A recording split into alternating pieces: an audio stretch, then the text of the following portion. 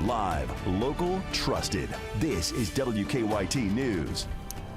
Plenty warm out there this morning, and it's going to heat up even more later today. I am tracking it all coming up. The consequences of higher temperatures nationwide. I'm in the Alert Center breaking down the heat wave's reach. And internet for all. A look at how Kentucky plans to spend more than $1 billion in federal funding. We're glad you're here with us this morning. I'm Destiny Quinn. I'm Victor Puente. Well, the celebrations have started in Boston. The Celtics are your NBA champions. Last night, they routed the Dallas Mavericks in a decisive win to take home their record-setting 18th title. Mavs stars Luka Doncic and Kyrie Irving weren't enough to withstand the depth of the loaded Celtics roster. Boston closed out the series in 5 games, and Celtics star Jaylen Brown won Finals MVP. I think a lot of people just expected this to happen. Celtics have been so good all year. And I was asleep before the game probably Me too, started. but at least we know this morning how it all ended. Congratulations to all those Celtics fans out there. Jim, I don't know if you're one of them. We don't talk NBA a lot. I don't really care for it, so. There you go. I'm kind of with you. It's top at the college level, and then, That's about the extent for me as well. We are tracking a little bit of a muggy air mass here in Lexington, home of the University of Kentucky men's basketball program, and the Batcats and the football cats and all the cats, Anyway, that's where I'm like Victor, that's where I go.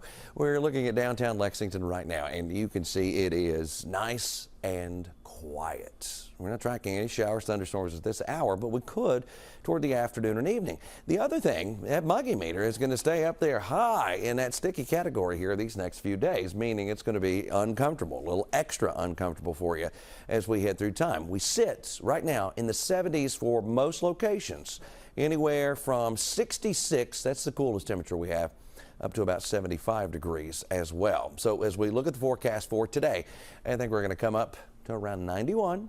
Throw in the humidity, and it's going to feel 95 or better when you consider the heat index. We will take a closer look at that coming up in a few minutes.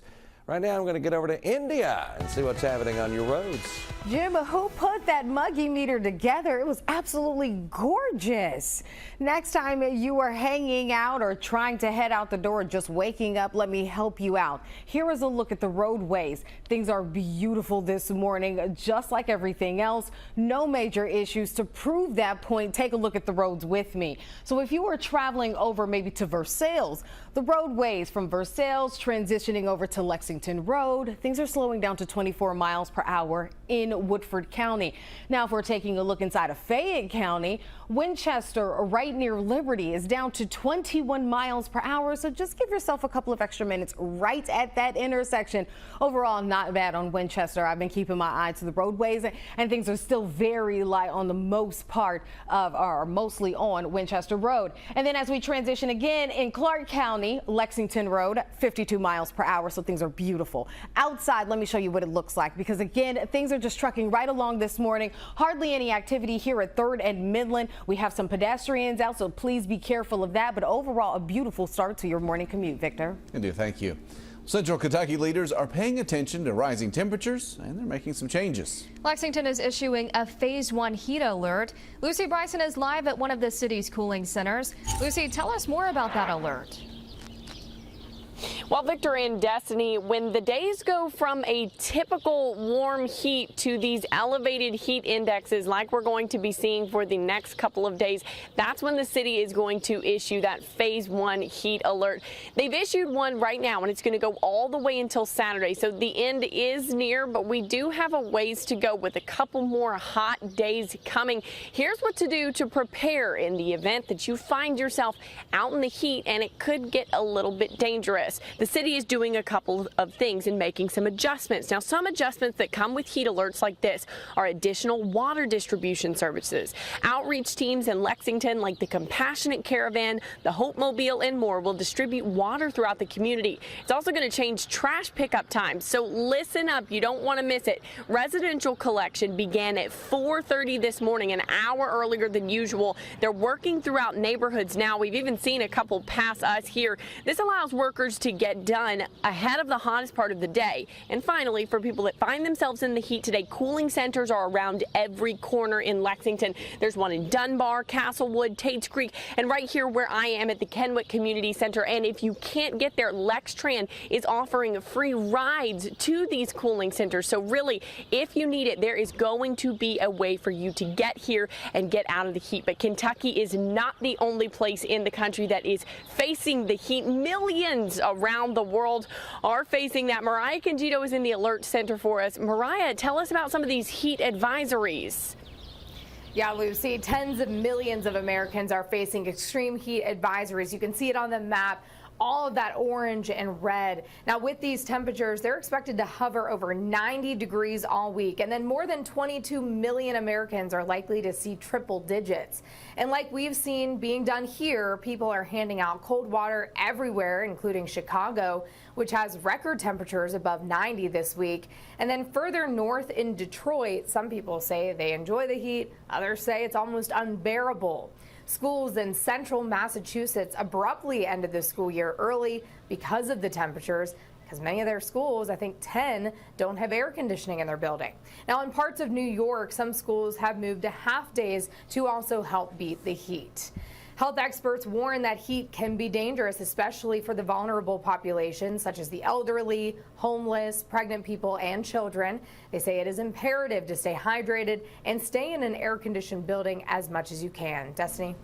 Thanks, Mariah. Time now is 6:06. This story is new this morning. A man was run over by a tractor in Rockcastle County. Crews responded to Copper Creek Road around 5 yesterday evening. When they got there, that man had freed himself. He was flown to UK Hospital. We do not know his condition. A Pulaski County man has died in a crash. Police responded to the crash yesterday afternoon on Highway 119 in Bell County. They say a Red Bull delivery truck crashed into the back of a coal truck. Denton Denny Lee Oaks of Somerset died at the scene. The driver of the coal truck was not hurt. A person is hurt after a crash in Rockcastle County. Crews responded to South Wilderness Road last night in Livingston. One person went to the hospital. We don't know their injuries. We do know that scene is now clear. Investigators took drastic action Friday to advance a Fayette County investigation. According to the Georgetown News graphic, a crew exhumed a body in Scott County. The coroner says it was to collect DNA. We don't know whose body it was or what Fayette County investigation it's connected to. The body was buried in Maple Grove Cemetery. Today is day 2 of an attempted murder trial. Jury selection in Jessamine County was underway yesterday for Alfredo Delgado's trial. Delgado was charged in the 2022 shooting at Home Place Inn in Nicholasville. Police say he shot the hotel clerk in the face. Delgado was arrested in New York and extradited to Kentucky. Lexington council members are discussing buying more flock cameras for the city. If approved, Lexington will have 25 more flock cameras. That'll cost more than $50,000. They'll also pay $400,000 next year to get all of those cameras on the same renewal schedule. Those funds are included in Mayor Linda Gordon's budget. That meeting is at 3 p.m. Commissioners in Richmond are having an open discussion on medical marijuana today. Medical cannabis program regulations are on their agenda. Public comment is afterwards. The meeting is at 6 tonight at City Hall. In Lexington, council members are set to vote in the coming weeks on where dispensaries can be located. UK baseball has one last chance today to stay in the College World Series. The Cats lost yesterday to Texas A&M. Brian Milam explains what happened in our all-blue coverage.